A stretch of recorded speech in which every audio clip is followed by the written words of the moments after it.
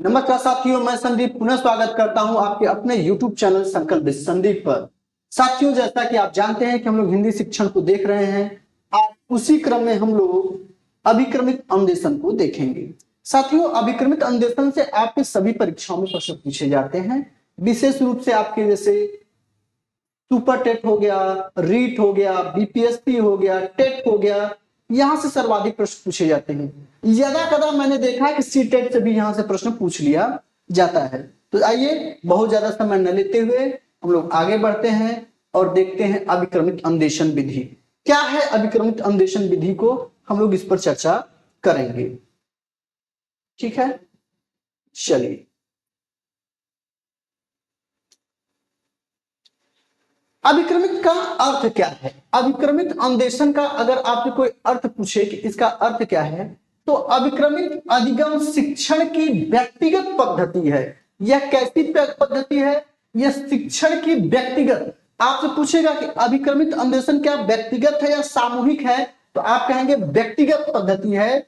अभिक्रमिक अन्वेषण के लिए स्वयं अन्वेषण सामग्री की आवश्यकता होती है। इस सामग्री की सहायता से छात्र स्वयं ही अधिगम करता है। इस बात को समझ लीजिएगा, एक अन्वेषण सामग्री की आवश्यकता होगी, यह व्यक्तिगत है, इसमें छात्र स्वयं ही अधिगम करते हैं। दो परिभाषाएं फेमस है, दो तीन देख लीजिएगा।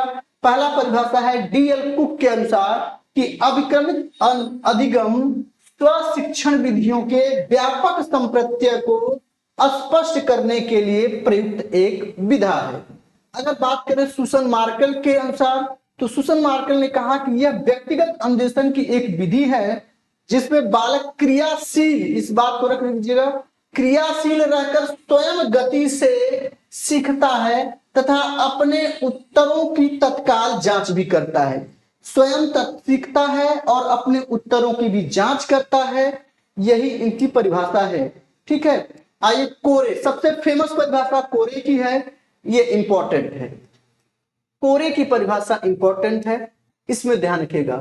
कोरे के अनुसार क्या है कि अभिक्रमिक अन्वेषण एक ऐसी शिक्षण प्रक्रिया है जिसमें बालक के वातावरण को सुव्यवस्थित कर पूर्व निश्चित व्यवहारों को उसमें विकसित कर लिया जाता है। इस बात को समझ लीजिएगा।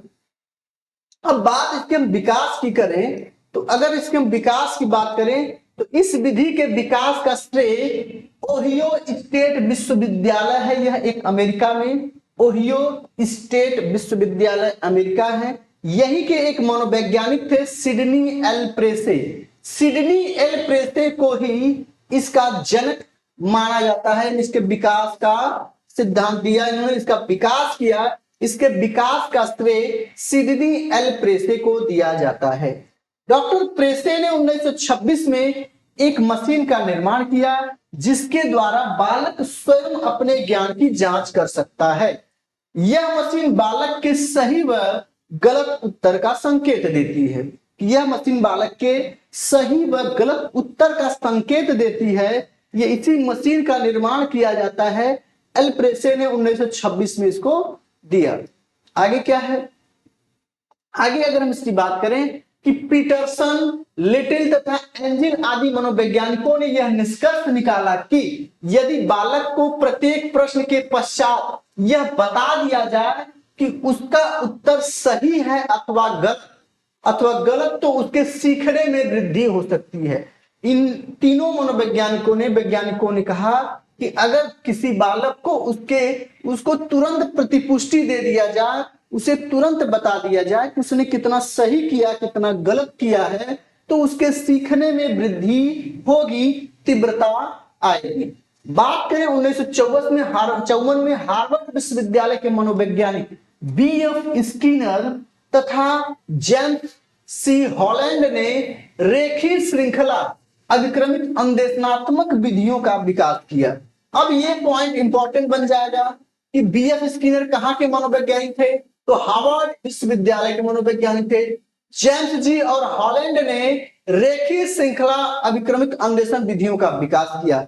इस विधि में डॉक्टर एल प्रेसे एवं बीएफ स्किनर के अलावा नॉर्मन क्राउडर एवं रॉबर्ट मैग्रेकर लॉरेंस स्टोरियो तथा रोज कॉक जैसे विद्वानों का महत्वपूर्ण योगदान रहा। तो यह भी बिंदु आपकी परीक्षा के दृष्टि से महत्वपूर्ण रहेगा, आपसे पूछ लेगा, आप यह भी जानते रहिए। आगे चलते हैं। अब अभिक्रमित अन्वेषण के भेद या प्रतिपादक की बात करें तो कितने भेद हैं, क्या क्या है, किसका किसने प्रतिपादन किया, ये इंपॉर्टेंट है, ये इंपॉर्टेंट है, इसको समझ लीजिएगा, यहां से प्रश्न बनेगा। ठीक। अरेखीय अभिक्रमित अन्वेषण का विकास किसने किया? स्किनर। श्रृंखला अभिक्रमित अन्वेषण का विकास किसने किया? Norman Crowder. स्वनिर्देशित अभिक्रमित अन्वेषण का विकास किसने किया? रॉबर्ट मेयरकर। रॉबर्ट मेयरकर। कंप्यूटर सहायक अभिक्रमित अन्वेषण का विकास किसने किया? लॉरेंस स्टोलुरो व डॉक्टर प्रेसे। स्टोलुरो एवं डॉक्टर प्रेसे। ये कंप्यूटर सहायक अधिगम का है, ये इंपॉर्टेंट है, इस बात को समझ लीजिएगा, अगर आपसे पूछ लेगा तो आप करेंगे। बात करें मैथेटिक्स की, तो मैथेटिक्स अभिक्रमित अन्वेषण को थॉमस एवं गिलबर्ट ने दिया। किसने दिया था? थॉमस एवं गिलबर्ट ने दिया था। ये पांचों बड़े ही फेमस हैं, इनका सीधे सीधे आपके परीक्षा में प्रश्न यहां से पूछ लिया जाता है। बात करें 1963 में भारत में सर्वप्रथम अभिक्रमित अन्वेषण का प्रारंभ होता है। अगर पूछे कि भारत में अभिक्रमित अन्वेषण का प्रारंभ कब से होता है, तो 1963 में होता है, ये जान लीजिएगा। कब होता है? 1963 में। 1966 में एक संगठन का निर्माण किया गया जिसे Indian association of programme learning कहते हैं, जिसको एलपीएल के नाम से भी जाना जाता है, Indian association of programme learning. इसमें देश के विभिन्न भागों के कुल 500 सदस्य थे। कितने सदस्य होते हैं? 500 सदस्य। आगे बात करते हैं। स्किनर ने अपने प्रयोगों के आधार पर अभिक्रमित अन्वेषण के 5 आधारभूत सिद्धांत प्रतिपादित किए। इन पांचों का जो क्रम है, ये आप ध्यान रखिएगा, ये आपसे क्रम पूछेगा कि इन्होंने जो स्किनर ने अभिक्रमित अन्वेषण के 5 आधारभूत सिद्धांत दिए थे, वो क्या क्या है? पहला, छोटे छोटे पदों का सिद्धांत। पहला क्या करेंगे कि बच्चों को छोटे छोटे पद देंगे, फिर उन्हें क्रियाशीलता का सिद्धांत दिया, फिर उन्हें पुनर्बलन तात्कालिक प्रतिपुष्टि की बात इन्होंने की, फिर कहा स्वयं गति से सीखने का सिद्धांत और तार्किक क्रम यानी स्वमूल्यांकन का सिद्धांत। यानी कि इसमें बच्चे को स्वमूल्यांकन बच्चा कर सके, तुरंत उसे प्रतिपुष्टि मिले, यही तो 5 सिद्धांत हैं, और यही पांचों सिद्धांत आपकी परीक्षा में बार बार पूछ लिए जाते हैं। आगे बात करें अगर हम कि इस सिद्धांत के अनुसार छात्र संघ 5 क्रियाओं से गुजरता है। 5 क्रियाओं से गुजरता है, जिसको क्या क्या बोलते हैं? रीड, राइट, चेक, एडवांस और टेस्ट। ये 5 क्रियाएं भी आपकी क्रम से ही होंगी और क्रम लगाने के लिए आपकी परीक्षा में दे देगा।